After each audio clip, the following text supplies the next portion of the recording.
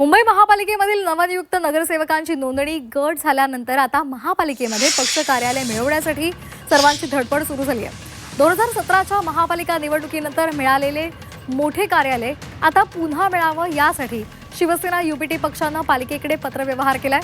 तर भाजप आणि शिवसेना शिंदे गटानं सुद्धा अद्याप गट नोंदणी झालेली नसतानाही पक्ष कार्यालयासाठी अर्ज केलाय।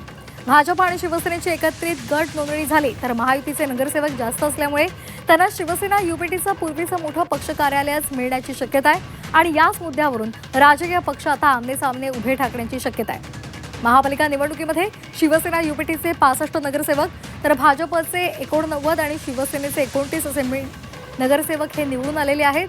संख्याबळानुसार महापालिकेकडून राजकीय पक्ष कार्यालयाचं वाटप केलं जातं।